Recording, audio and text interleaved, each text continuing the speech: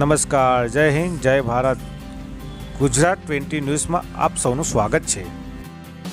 આજરોજ Brahma Kumaris meditation hall ખાતે વસુધૈવ કુટુંબકમની Brahma Kumaris meditation હોલને આધ્યાત્મિક સશક્તિકરણ દ્વારા સ્વચ્છ અને સ્વસ્થ સમાજની રચના હેતુ દિવ્ય રક્ષાબંધન સ્નેહ મિલન યોજવામાં આવી, જેમાં મહેમાન દાહોદના ધારાસભ્ય કનૈયાલાલ કિશોરી, દાહોદ જિલ્લો કલેક્ટર યોગેશભાઈ નિર્ગુડે, દાહોદ નગરપાલિકા ઉપપ્રમુખ શ્રદ્ધાબેન ભડંગ, દાહોદ જિલ્લો ભ્રાતા ઉત્સવ ગૌતમ, જિલ્લા વિકાસ અધિકારી દાહોદ રાજયોગીની બ્રહ્માકુમારી સુરેખા દીદી, સંચાલિકા બ્રહ્માકુમારીઝ પંચમહાલ દાહોદ અને મહીસાગર અને ગોધરા અને મહેમાનો મોટી સંખ્યામાં ઉપસ્થિત રહ્યા.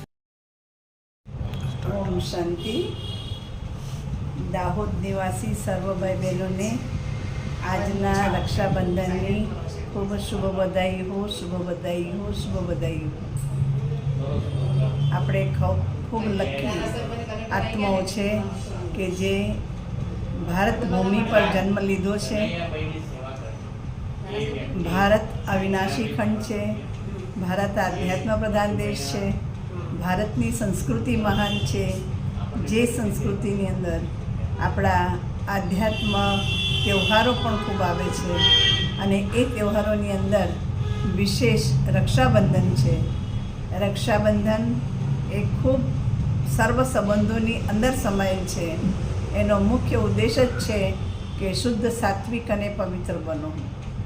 રક્ષાબંધન ભાવના અને સદભાવનાને આદાન પ્રદાન કરવાનો તહેવાર છે. રક્ષાબંધન સદગુણી બનવાનો સંસ્કાર છે. સર્વ સંબંધોની અંદર શુદ્ધતાની આવશ્યકતા છે. રક્ષાબંધન એક એવો તહેવાર છે કે જે ભારતને ગુરુસીમા પર બેસાડે છે, ગુરુ સીટ પર બેસાડે છે, ભારતની સંસ્કૃતિને ઉજાગર કરે છે અને ભાઈ ભાઈની ભાવના પેદા કરે છે. તો એવું કહેવાય કે આપણે એક જ સ્વયં પરમાત્માના સંતાન છીએ. તો બધી જ મનુષ્ય આત્માઓ આપણે ભાઈચારાની ભાવનાથી, વિશ્વ બંધુત્વની ભાવનાથી આપણે બધા ભાઈ ભાઈ છીએ, એક જ પરિવારના છીએ. પરંતુ દેહ અને દેહના સંબંધોને કારણે આપણે પોતે સ્વયંને ભૂલી ગયા છે.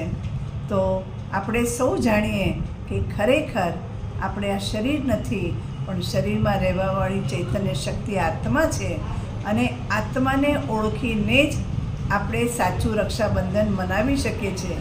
તો સર્વ દાહોદ નિવાસી ભાઈ બહેનોને નમ્ર વિનંતી છે કે આપ સૌ પ્રજાપિતા બ્રહ્માકુમારી ઈશ્વરીય વિશ્વવિદ્યાલયની અંદર આવવા માટેનું હાર્દિક નિમંત્રણ છે કે જેનાથી આપ સૌ પોતાના જીવનને પરિવર્તિત કરી સદા સુખ, શાંતિ અને સમૃદ્ધિના અધિકારી બનશો, એવી આજના દિવસે મારી મંગલ કામના, શુભ ભાવના છે.